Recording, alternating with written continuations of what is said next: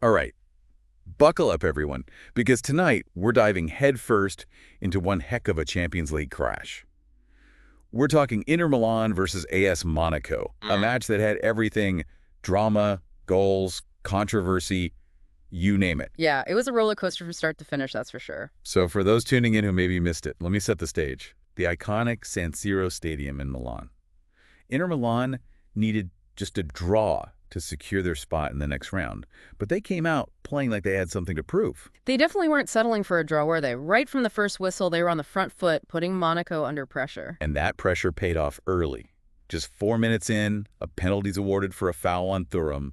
Up steps Lautaro Martínez, cool as you like, and slots it home. 1-0 Inter.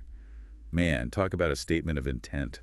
Yeah, an early goal like that can really swing the momentum, especially in a high-stakes game like this. It puts the other team on the back foot straight away, and for Monaco, it's been a real blow to their confidence. And it almost got worse for them just minutes later. Yeah. Remember that challenge on Dumfries in the box? Had the ref pointed to the spot again, Monaco could have been 2 down before they even had a chance to settle. Oh, absolutely. That was a heart-and-mouth moment for Monaco fans. It was a close call, and another penalty there could really put the game beyond their reach. And then, the moment that completely changed the complexion of the match, Christian Mawissa gets a red card for bringing down Thuram. Not even half an hour played, and Monaco are down to 10 men. Yeah, that red card was a game changer. Suddenly, Monaco's task goes from difficult to near impossible. You're not just a man down, you're also forced to completely rethink your game plan. You have to be so much more disciplined defensively, and it becomes incredibly tough to create anything going forward. Well, they tried to hold on, but Inter's second goal was simply unstoppable. Monaco failed to clear their lines, and Lautaro Martínez, showing that predatory instinct, smashed it into the back of the net. 2-0 Inter, and it was looking like a long night for Monaco. It was a brilliant finish from Lautaro, and you could see his confidence growing with every goal. But what impressed me was Inter's overall play. Even with a man advantage, they didn't let up.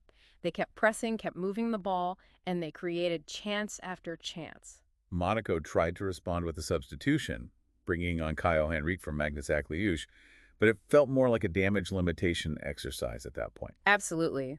When you're a man down, sometimes it's about trying to stem the flow of goals and prevent a complete collapse. It's hard to be too critical of Monaco's substitutions. They were really up against it. Yeah, tough situation for them. But even with a numerical advantage, Inter didn't have it all their own way in the second half. Benjamin Pavard came close to scoring, and Monaco's goalkeeper, Rados Giamajecki, pulled off a couple of fantastic saves to keep them in the game, at least mathematically. Yeah, you have to give credit to Monaco for their resilience. They could have easily crumbled under the pressure, but they kept fighting. Majecki in particular had a great game considering the circumstances. But then, the inevitable happened. Lautaro Martínez completed his hat-trick with another clinical finish, sending the San Siro crowd into raptures. What a performance from him. It was a masterclass in finishing. 3 goals, each one different, each one showcasing his quality. A hat-trick in the Champions League is a special achievement, and he thoroughly deserved it. Unfortunately for Monaco, things went from bad to worse when Jordan Teze was stretchered off with a muscle injury. Down to 9 men, it was almost a cruel ending to a night they'll want to forget quickly. It was a tough break for Monaco, and at that point, it was clear that the game was well and truly over. Final score: Inter Milan 3, AS Monaco 0.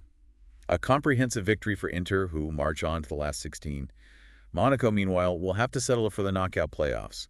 They'll be hoping for a better showing there, especially on the road, as their away form in the Champions League has been a bit of an Achilles heel. It's been a frustrating campaign for them in Europe so far, but they have a talented squad, and they'll be looking to bounce back in those playoffs. So, after witnessing such a dominant display from Inter, the big question is, can they challenge for the Champions League title this season? Well, it's early days, but you can't ignore a performance like that. They were ruthless and efficient.